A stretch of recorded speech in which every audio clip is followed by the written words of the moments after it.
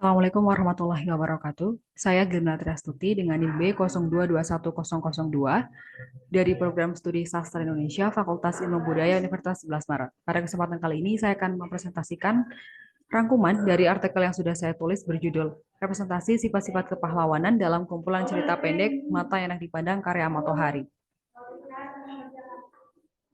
Pendahuluan, sebuah karya sastra dapat menjadi alat penyampai pesan yang berasal dari peristiwa yang ada di masyarakat.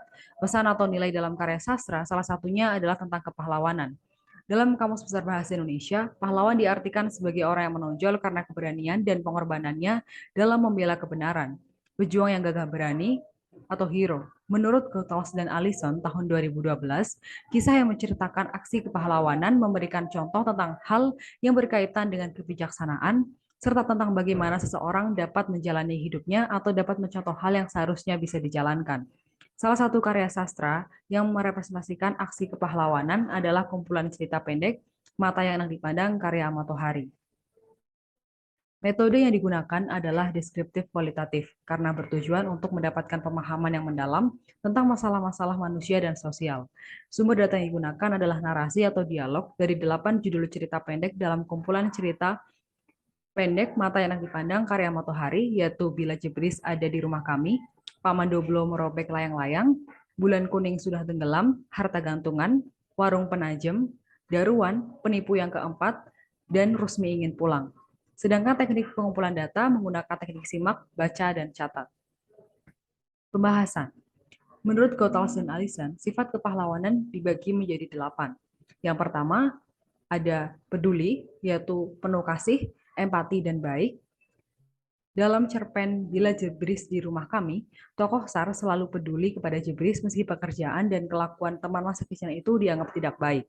Sar bersedia membantu kebutuhan ekonomi Jebris dan hadir menyelamatkan Jebris dari masalah. Yang kedua adalah sifat karismatik, yakni berdedikasi, fasih, dan bergairah. Dalam cerpen Paman Doblo Merobek Layang-Layang, Paman Doblo adalah pahlawan di kampungnya. Ia rela berkorban untuk membantu orang mengatasi berbagai masalah. Paman Doblo menjadi nama untuk pertolongan, untuk rasa aman, dan untuk keakraban bagi anak-anak. Yang ketiga adalah sifat inspiratif, yakni mengagumkan, menakjubkan, besar, dan inspirasional. Dalam cerpen Bulan Kuning Sudah Tenggelam, tokoh ibu menjadi inspirasi bagi Yuning untuk bersikap sebagai seorang istri yang sabar dan baik. Tegaran hati ibu dalam menghadapi suaminya memberikan inspirasi kepada Yuning untuk bersikap serupa kepada suaminya, Koswara. Yang keempat adalah sifat terpercaya, yakni setia dan benar. Dalam cerpen Harta Gantungan, Kang Nurya adalah tokoh terpercaya karena sangat setia pada pendiriannya untuk menjadikan seekor kerbau menjadi harta gantungannya. Kang Nurya ingin menggunakan harta gantungan itu untuk biaya pemakaman dan selamatan kematiannya. Yang kelima adalah sifat tangguh, yakni memiliki pencapaian, memiliki tekad yang kuat dan tekun.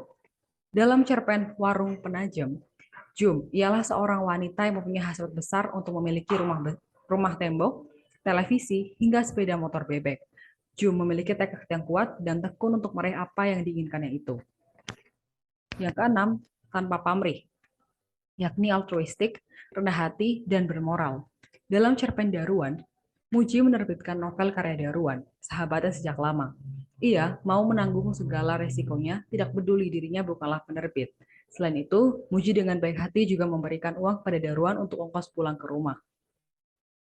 Yang ketujuh adalah pintar, yakni cerdas dan bijaksana. Dalam cerpen Penipu yang keempat, tokoh Aku adalah sosok yang cerdas dan bijaksana. Ia bermurah hati memberikan uang kepada 3 orang pengemis yang datang ke rumahnya meski tahu mereka sebenarnya penipu. Aksi ketiga penipu itu adalah suatu sajian artistik bagi tokoh Aku. Yang kedelapan adalah sifat kuat, yakni berani, mendominasi, gagah, dan pemimpin. Dalam cerpen Rusmi Ingin Pulang, sebagai seorang pemimpin, tokoh Pak RT mampu meyakinkan ayah Rusmi dan semua warga kampung untuk tidak mempermasalahkan keinginan Rusmi untuk pulang. Berkat Pak RT, Rusmi pun akhirnya pulang dan berita buruk tentangnya pun juga hilang.